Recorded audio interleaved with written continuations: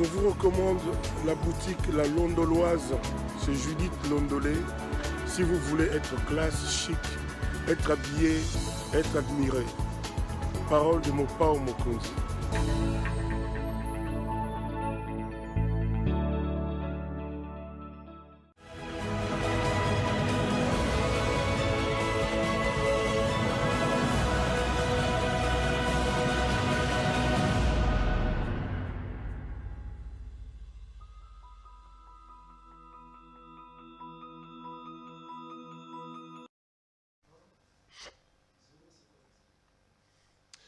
Madame, Messieurs, bonsoir et bienvenue à ce nouveau numéro de l'émission d'Écrit Info, ce magazine d'analyse d'actualité politique, sociale, économique et même juridique qu'on a lancé ici à CPL Télévision. On prend des questions importantes qui retiennent l'actualité dans plusieurs domaines. Nous les mettons sur la table en tentant de les décortiquer, en tentant de leur donner un sens, une forme, et selon nous, c'est d'ailleurs pour ça que chaque matin, quand je commence cette émission, j'ai tout simplement l'habitude de dire que le Décrit Info, c'est le tempo de l'actu, c'est notre feeling. Ça veut dire notre manière à nous de voir les choses, notre manière à nous de pouvoir les exprimer, notre manière à nous de les ressentir. Nous sommes dans un magazine d'opinion où ici, c'est donc M. CPL, M. Claude Perrault-Loira qui vient, qui prend une question donnée d'actualité, une question qui intéresse sa société, son pays. Il vient les décortiquer, il vient donner un sens ou une forme à ça. Nous sommes en démocratie. Hein. La liberté d'expression et la liberté d'opinion sont deux piliers majeurs qui témoignent qu'on est dans un pays de démocratie ou plutôt on est dans un pays de dictats ou un pays de dictature.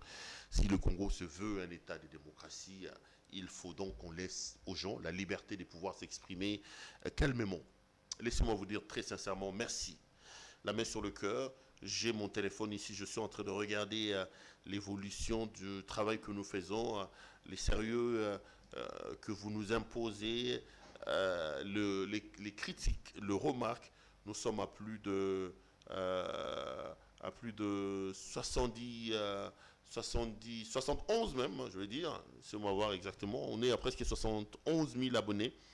Nous sommes là parce que vous êtes là et que vous avez décidé de nous faire confiance. Vous nous regardez chaque jour, vous nous faites des remarques, vous nous appelez, vous nous critiquez.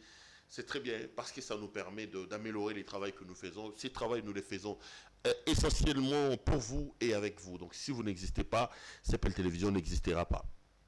Laissez-moi la main sur le cœur vous dire merci. Merci à nos partenaires. La boutique La Londoloise avec sa patronne Judith Londolé-Betoko.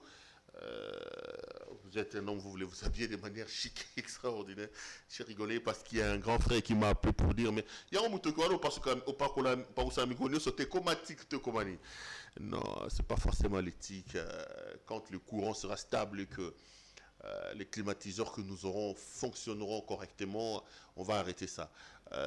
J'ai un grand climatiseur quand même, mais les climatiseurs qui alimentent ici, c'est 24 000 BTI. Quand le courant n'est pas là, il ne sait pas correctement fonctionner. Or, moi, je suis en plein centre-ville, donc je suis à Bandal. J'aime bien rester là où il y a la population. Vous avez suivi, si quelqu'un me dit « Oh, Longwa Bandal, Kende Gombe », non, je suis bien ici, je suis dans la population. Je prends l'atmosphère, la température chaque matin quand je viens. Et ici où je suis, les amis, si vous n'avez pas de générateur, vous ne pouvez pas travailler parce que le courant, je ne sais pas si c'est 2 fois la semaine ou je ne sais pas moi. Mais bon, j'aime tellement le coin et je me sens bien ici, entouré des gens que je reste. Donc, ce n'est pas forcément un tic. On fera un effort quand même pour améliorer, je ne sais pas moi, qu'est-ce qu'on va faire. Mais je voulais répondre à mon grand frère là que ce n'était pas un tic. Il se reconnaîtra. Il se reconnaîtra, j'étais avec lui au Nautic Club de Kinshasa. Il m'a fait découvrir cet endroit. C'était bien. Hein. J'ai vu des gens en train de s'amuser. Voilà. Voilà. Merci à notre partenaire de la boutique La Londoloise, Madame Judith Londolé-Betoko. J'ai dit toujours, vous êtes un homme, vous voulez vous habiller de manière chic et extraordinaire. Regardez les spots publicitaires qui viennent de passer. Vous allez le retrouver à la fin de cette émission. Passez vos commandes et elle se fera le réel plaisir de pouvoir vous honorer vos commandes en passant la chemise et tout ce que j'ai mis encore aujourd'hui. C'est notre partenaire privilégié de la boutique La Londoloise qui m'a habillé. Les amis, vous avez vu mon thème. Aujourd'hui, je viens pour qu'on parle un peu de cette affaire des 145 territoires. Parce qu'il semble que le président de la République, le président l'a confirmé, qu'un montant sera décaissé pour les 145 territoires de la République démocratique du Congo. Les tenants de cette thèse disent que ils vont le faire parce que le développement doit partir de la base. Ça, c'est une très bonne chose. Je donnerai mon point de vue là-dessus. Et je parlerai aussi de ce qui commence, à mon point de vue, devenir de plus en plus improbable. C'est la question de l'organisation des élections en 2023. Chaque jour qui passe, mais commence à me laisser un peu dubitatif sur la volonté des hommes politiques de pouvoir aller vers les élections en 2023. Et ça commence quand même petit à petit à devenir un peu compliqué sur le plan technique de croire que nous aurons bel et bien élections en 2023 dans le pays. Mais je ne déroge pas au principe. Le principe, c'est que dans le cadre de cette émission, nous commençons toujours à parler de l'Est de la République. Mais bien avant ça, laissez-moi encore m'excuser. Il y a des mamans qui m'ont appelé, certaines de Paris, et ici à Kinshasa, ils m'ont même arrêté pour me supplier de faire les émissions à Lingala. Ah là là. Na mega ko expliquer bango makamna sina expliquer maman na bandeli yango susawa naza congolais de père et de mère si vous voulez bien na botami na Kinshasa na koli na Kinshasa na loba Lingala correctement d'ailleurs, na yokaka Lingala correctement, na komeka. En tout cas, cette fois-ci, maman va se plaindre, babi Péro français l'équipe makasi. Français l'équipe makasi, meka na nukokita, meka koloba muke Lingala. J'espère que na la boulunga te na zonga suna français. Parce que le problème, je l'ai dit et je le répète, c'est pas de la mauvaise foi, mais na loba Lingala bien, na Lingala bien, kotonga Lingala tête au solo, Lingala correctement. Mais j'ai seulement un petit problème, na koka ko réfléchir na Lingala ti. Non, ça d'un côté. Na moi maman mon accès ça t'aime c'est gabio lekisi. Oh maman mais besoin tokozo bunda biso do loba na Lingala. J'avais dit maman je ferai un effort mais n'habitez ce dans coca. Le problème c'est que le programme le roi décrit info, c'est un programme où c'est moi-même qui parle. Donc je viens donner un point de vue. Ce point de vue-là est teinté de ma réflexion, de ma façon de voir les choses, de ma façon de ressentir les choses, de ma façon de les exprimer, tout ça, comme j'ai toujours dit au début, là. Et ça demande à ce que je réfléchisse un peu et réfléchir en français, comme il me semble en lingala, et à moi passer. Mais si on a yambi moutoua, l'objet n'a saki mission na sœur Chalida na lingala, comme ils arrivent dans le monde, on a réfléchi, on a retourné la question, il y a une banza, la réponse est européenne, ça il est qu'un homme malamu, na sala un peu de mission sur la lingala, tout ça, mais oh ils ont un cadre d'écrit ça édito, et c'est moi moutoua côté moi concentration, et vous avez moi passé, mais maman j'avais promis, je vais faire un effort. Nalobaki na banda bémission na radio surtout par rapport à la situation sécuritaire dans l'Est de la République. Pour nini? Parce que ngala comment comment maman de moi normal. Moi en normalité moko ekotaki na moto na biso surtout ba congolais.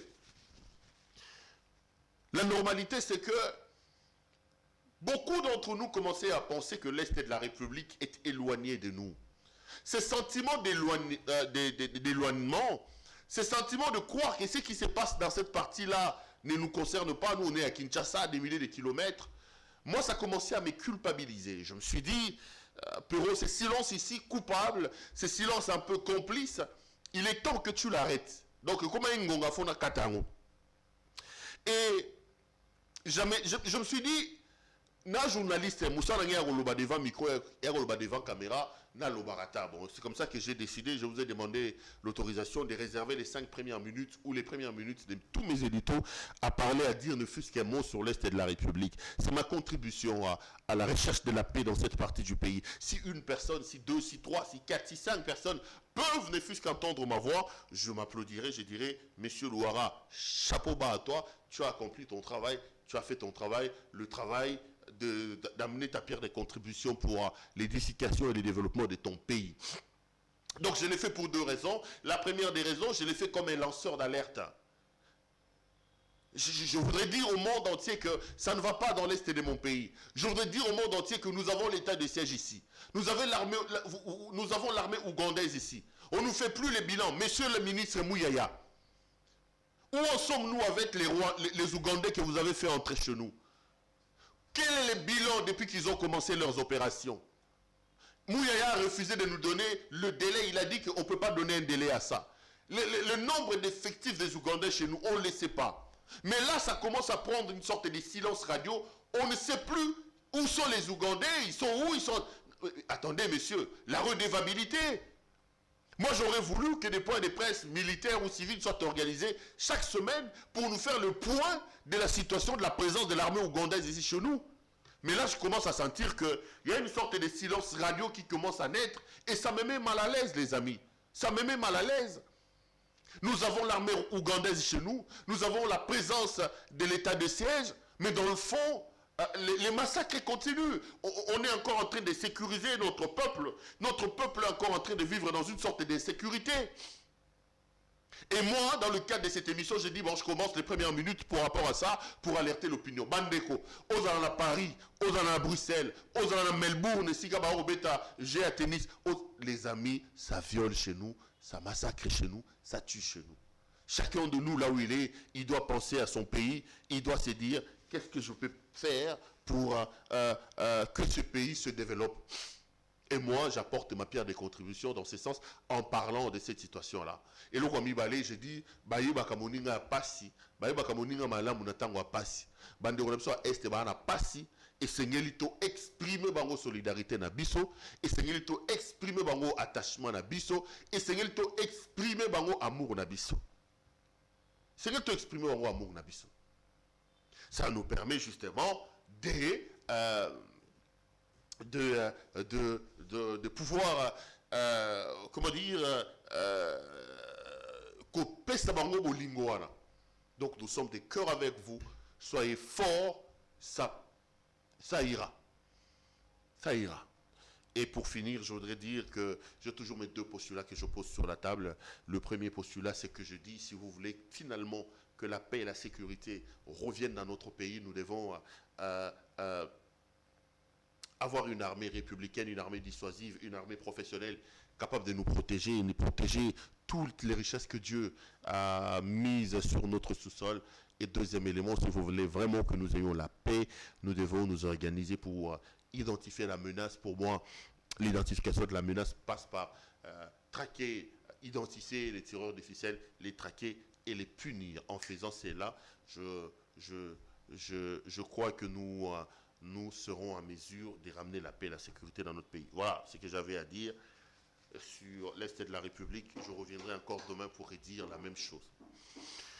Les amis, j'en viens à mon thème du jour. Je voudrais aborder deux questions d'actualité. J'espère que j'aurai suffisamment le temps pour aborder ces deux thèmes-là. Si je n'en ai pas suffisamment, je vais mettre un thème dans le frigo et l'autre thème, j'en parlerai demain. Mais avant toute chose, je voudrais encore, dans le cadre de l'actualité, lancer cette alerte. À son Excellence, Monsieur le Président de la République démocratique du Congo, Félix Antoine Tshisekedi Tshilombo. Excellence, Monsieur le Président, moi j'avais lancé un compte à rebours par rapport à la situation de vos conseillers. J'ai même fait un tweet sur mon compte en disant, c'est vrai qu'aujourd'hui tout le monde dit que le conseiller du président de la République font mal, mais il est donc du devoir de son Excellence, Monsieur le Président de la République, de taper du poing sur la table. Si le Président de la République, au terme de son voyage dans le Kasaï, revient et n'agit pas, moi, avec beaucoup de Congolais, je n'aurai aucun mal à conclure que le problème, c'est son Excellence, le Président de la République lui-même. Parce qu'on ne peut pas avoir des conseillers qu'on nomme dans sa discrétion.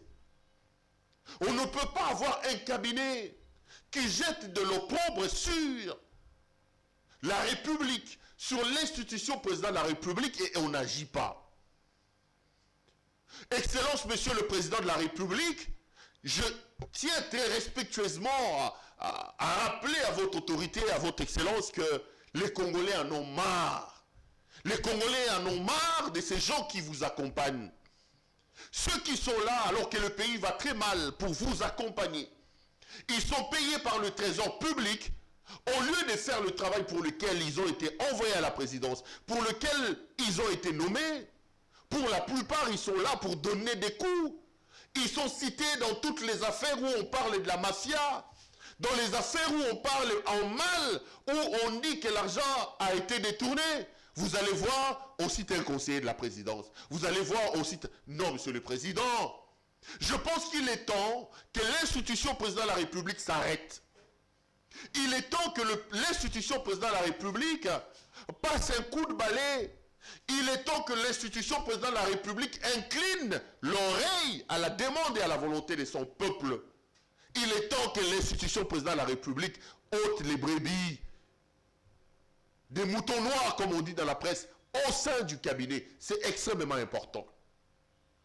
Quand on est conseiller du président de la République, on est payé par le trésor public. Quand on est conseiller du président, de son excellence, monsieur le président de la République, on a un devoir de réserve. On a un devoir d'exemplarité. On a une certaine conduite qu'on doit exprimer, on doit afficher. On a un certain respect d'éthique et de déontologie qu'on doit exprimer. Mais ce que l'on voit avec ces miquilistes qui sont arrivés, moi je n'irai pas jusqu'à dire, comme certains disent, Molière l'a dit ici, que la plupart sont des Fakwa. Molière a dit ici, Mike Mukeba a dit que la plupart sont des chécouleurs qui ont été condamnés. Moi je ne vais pas arriver à ce niveau-là, mais je vais quand même constater que ces gens-là ne méritent plus la considération de la République. Ces gens-là ont déshabillé l'État. Ces gens-là ont laissé l'État nu. Ils ont laissé l'État dehors. Et ici, je réitère mon appel à son excellence, monsieur le président de la République. Je ne comprends pas pourquoi ça traîne. Le compte à rebours, je l'avais lancé quand son excellence, monsieur le président, est revenu. Le président est dans la ville. Nous attendons de son excellence, monsieur le président de la République, la prise d'une ordonnance pour refondre son cabinet. Pourquoi ils sont 1000 dans le cabinet de Félix Tshisekedi? Pourquoi? Ces gens-là qui sont tellement nombreux dans ce cabinet, ils font quoi? Kabila est parti, il a laissé moins de 400, aux alentours de 400 personnes dans son cabinet. Lui, l'homme qui a détruit le pays, lui, les Rwandais, lui, Hippolyte Kanambe, lui qui était insulté par nous tous ici, lui qui était vomi au nid par nous tous. Mais Kabila a laissé aux alentours de 400 membres dans son cabinet. Aujourd'hui, quand vous lisez la reddition des comptes, quand vous lisez l'ODEP, on nous dit que la présidence de la République paye plus de 1000 personnes.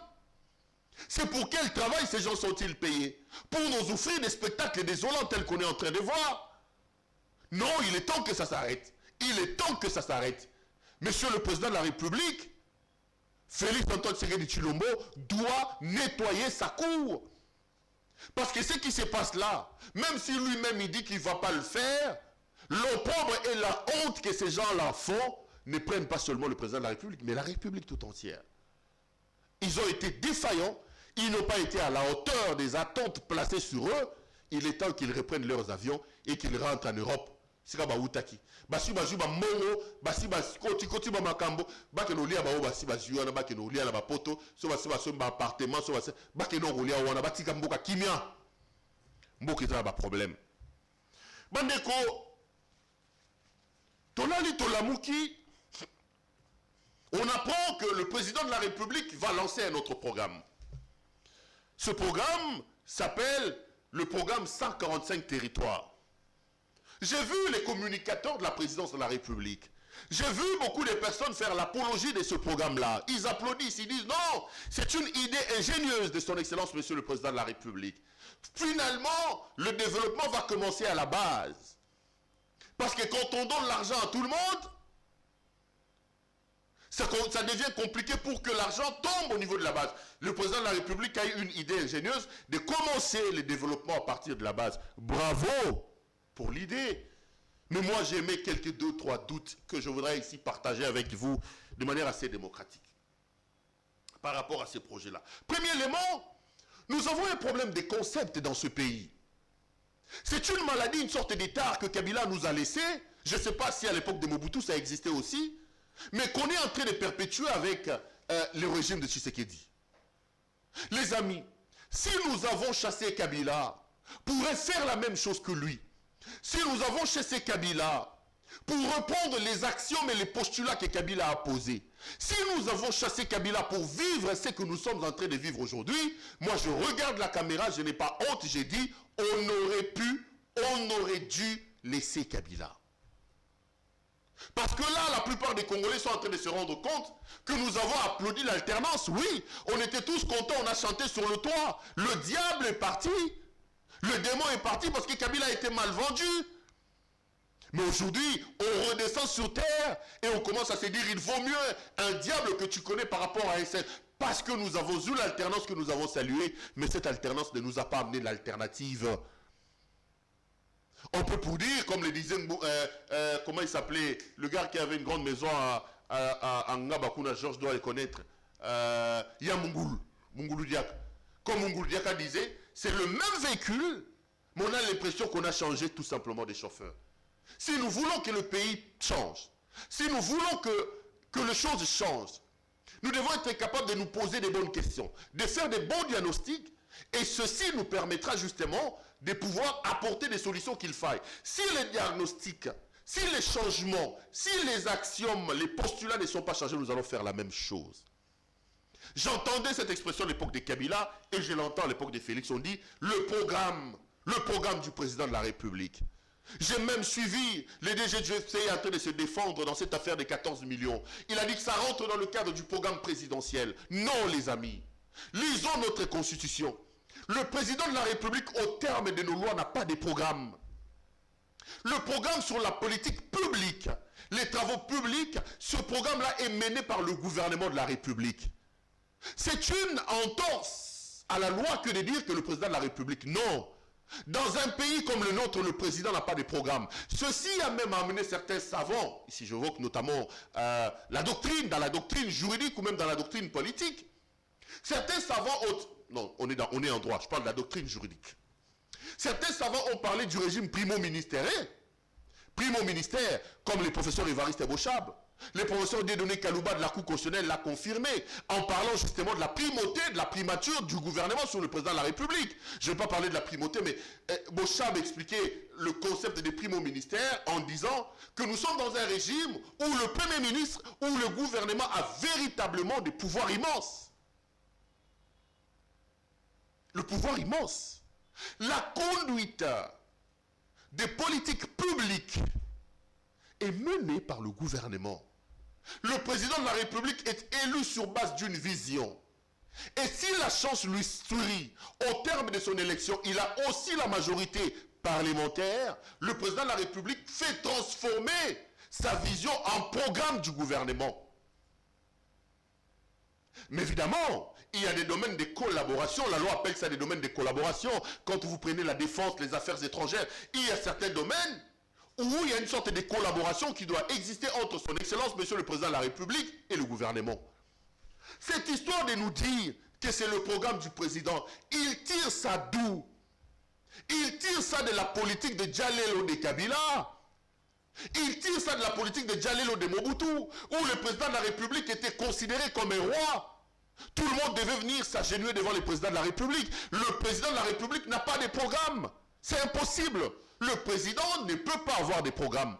Pourquoi? Parce que le gouvernement, qui est l'émanation du Parlement, a un programme. Et le gouvernement, nos lois, nos textes de loi font que le gouvernement soit comptable devant le Parlement. Aujourd'hui, si un ministre mène un programme dans le cadre de la politique publique, si le Premier ministre est défaillant, il peut être interpellé au Parlement. Mais le président de la République est irresponsable devant les parlements. Le Parlement ne peut pas juger des actions du président de la République.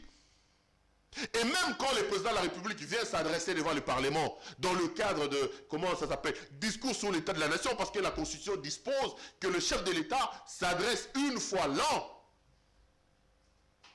aux Congolais, via le Parlement réuni en congrès, le discours. Et la loi est simple. Il dit, le discours du président de la République n'appelle à aucun débat. C'est comme ça que vous voyez le président de la République, il vient, il se tient debout devant les parlementaires, réunis en congrès, il fait son speech, il finit, il part.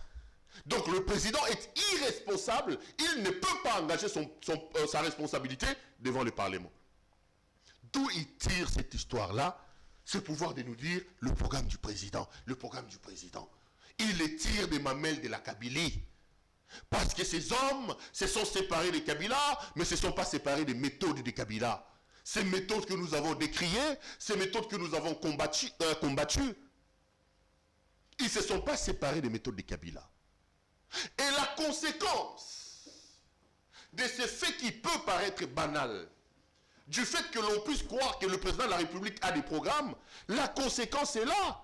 C'est que depuis que le président de la République est là, M. Tshisekedi Tshilombo, il y a une sorte de gouvernement parallèle qui s'est installé à la présidence de la République. Vous avez des conseillers qui pensent qu'ils sont plus puissants, ils sont plus importants que des ministres sectoriels. Vous avez des conseillers qui mènent des actions publiques au détriment et sans l'aval des ministres sectoriels. Dans un pays sérieux, les ministres sont responsables de leur département. Mais dans la République de Tchilé-Gelou, vous avez des conseillers comme Bilomba qui se mettent devant. Et ça, c'est le problème, justement. Parce que ces hommes ont dans leur tête le programme du président de la République. Non. Le président de la République n'a pas de programme. Nous avons un programme du gouvernement, parce que le gouvernement, lui, il est comptable devant le Parlement. Ce n'est pas le président de la République, les amis. C'est donc anormal qu'on se réveille un matin, pouf, programme présidentiel. 100 jours. On part comme ça, comme si c'était une boutique personnelle. On prend l'argent dans la caisse du trésor public, aux alentours de 500 millions de dollars américains. Aujourd'hui, personne n'est capable de se mettre devant moi ici, moi contribuable congolais, responsable et propriétaire de cet argent pour me dire, Monsieur Louara, regardez, nous avons sorti 500 millions ou 600 millions de ton argent. Voici ce que nous en avons fait. Beaucoup d'analystes, beaucoup d'observateurs et beaucoup de spécialistes estiment que cet argent a été dilapidé. L'argent des Congolais. Et ce programme a été mené à 100% à la présidence de la République. Suivez le procès Caméré, vous aurez froid au dos. Le gouvernement qui était là a été mis de côté. Le ministre sectoriel était là comme des assistants. Parce qu'il croit que le président de la République doit avoir un programme.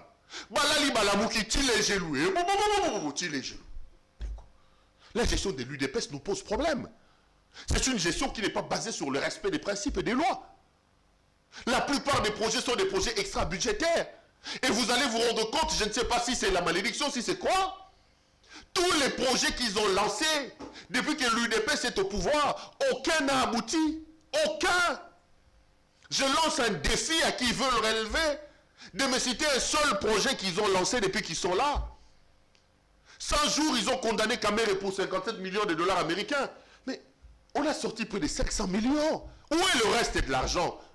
Combien ont-ils été engagés dans des dépenses? Combien il reste? Ça, personne ne peut vous les répondre. Parce qu'ils pensent que le président de la République doit avoir un programme. C'est ça la République de l'UDPS. C'est ça la République de l'UDPS. Ils pensent qu'ils peuvent ériger le président de la République en seigneur. Non. Au point aujourd'hui, on court-circuite le gouvernement. Au point aujourd'hui, le gouvernement ne représente plus rien. Nous avons pensé, nous avons cru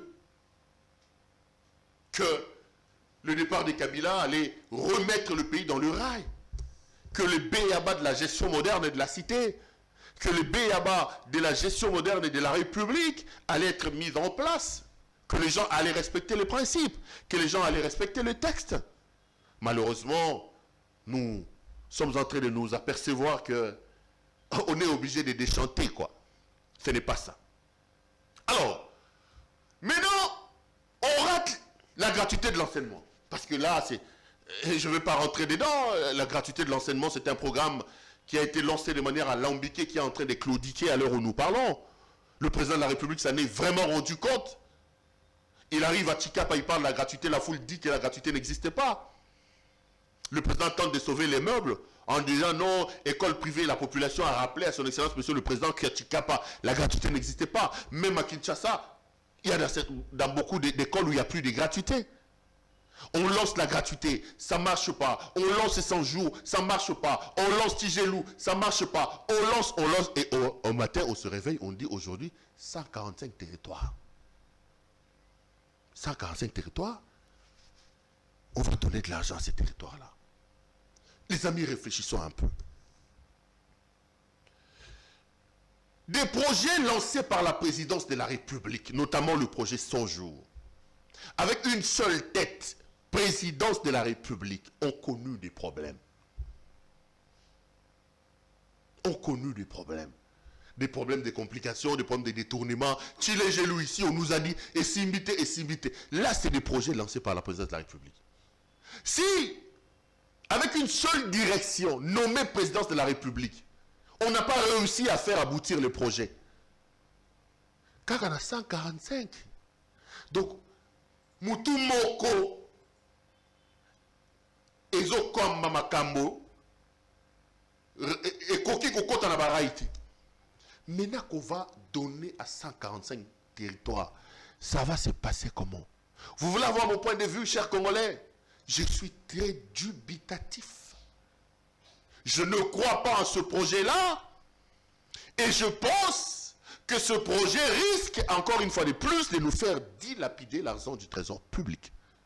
Je ne crois pas à ce projet-là. Premier élément. On nous dit que c'est un projet qui va permettre à ce que les territoires où le Congo puisse se développer à la base, les amis. Quand vous lisez la loi sur, je crois que c'est sur la décentralisation ou l'organisation administrative de nos provinces, les territoires ne sont pas des entités décentralisées. Les territoires sont des entités déconcentrées. Les territoires sont dépourvus de la personnalité juridique. Quand vous lisez la loi établit un distinguo entre les entités territoriales décentralisées et les entités territoriales déconcentrées. Et les entités territoriales décentralisées, il y a notamment la ville, la commune, les secteurs et les chefferies. Celles-là sont des entités territoriales décentralisées. Pourquoi sont-elles décentralisées? Parce que la loi leur dote d'une personnalité juridique. Ceci veut dire que ces entités-là sont dotées d'une certaine jouissance, je veux dire, d'une autonomie de gestion. Ils ont une certaine autonomie de gestion de ressources naturelles, techniques, tout ça. Et ils bénéficient juste de la libre administration. Et lorsque vous lisez notamment, je vais citer les cas ici, le professeur Eddy Moiseau, qui est un savant en matière de droit civil, les personnes, le bien et même la famille. Le professeur Moiseau parle bien de la notion de la personnalité juridique. Il définit la personnalité juridique comme étant une sorte d'aptitude. La personnalité juridique est donc définie comme l'aptitude à être titulaire de droit et à être assujetti à des obligations. Lorsqu'on a la personnalité juridique, on a donc la possibilité d'être titulaire de droit et d'être assujetti à des obligations. Ça veut dire que vous avez la possibilité de pouvoir rester sur la scène juridique. Vous avez un rôle à jouer sur la scène juridique. Mais comment peut-on prendre l'argent donné aux territoires qui, eux, ne disposent pas de personnalité juridique? Ça va se passer comment? Si un territoire prend l'argent, il donne à un concessionnaire ou je ne sais pas moi, à une entreprise de construction de routes, Malta Forest, tralala, tralala. D'abord, je me demande, quelqu'un qui n'a pas de personnalité juridique, comment il va signer? Les juristes rodés donneront peut-être les explications, surtout du camp du pouvoir. Mais en cas de problème, si le territoire est floué, comment le territoire peut-il aller ester en justice étant dépourvu de la personnalité juridique? Je ne comprends rien. En clair, on est en train, à mon point de vue, de donner à nos territoires des forces et des puissances qu'ils n'ont pas. Ils ne sont pas des entités territoriales décentralisées. Ce sont des entités territoriales déconcentrées. Ils sont dépourvus de personnalités juridiques. Ça va être très compliqué. Ça va être très compliqué, cette affaire-là. Mais, pourquoi voulons-nous nous embourber? En réalité, le problème du Congo, les amis, ce n'est pas un problème des textes. Le problème du Congo, c'est un problème de respect des textes. Le président Tshisekedi arrive au pouvoir. Parce que là, on nous parle de la volonté de pouvoir impulser le développement à partir de la base. C'est une tricherie, ça. C'est un raccourci. Parce que la loi elle-même prévoit la possibilité, donne la possibilité à ces entités de pouvoir se développer à la base. La loi parle de la rétrocession de 40%. Quand vous lisez la loi sur la rétrocession, sur l'exposé des motifs, il est clairement établi que l'objectif est de permettre aux entités territoriales décentralisées de se développer à partir de la base. Une province qui produit a le droit d'être rétrocédée, d'avoir une rétrocession de 40% de ses productions. Depuis que la loi existe, on ne le respecte pas. Et la loi ne s'arrête pas là. La loi dit, lorsque le gouvernement rétrocède aux provinces 40% de leurs recettes, les provinces à leur tour sont dans l'obligation de rétrocéder 15% aux entités territoriales décentralisées pour leur développement. Qui mieux que le projet présidentiel des 145 jours explique le développement à la base. Mais les amis de l'UDPS, commençons par respecter la loi qui existe. Donnez aux provinces 40%. Pourquoi vous voulez inventer un monstre là où il y a des anges qui existent mais qui ne sont pas respectés? Pourquoi nous devons nous compliquer la vie avec cette affaire de développement des 145 territoires alors que nous avons des textes juridiques? Ici, le problème, ce n'est pas d'inventer la roue, ce n'est pas de créer un monstre. Le problème, c'est de respecter la loi et de mettre des mécanismes pour que les bénéficiaires de cet argent engagent véritablement l'argent dans des projets de développement pour que l'argent ne soit pas détourné. Vous êtes là depuis 3 ans.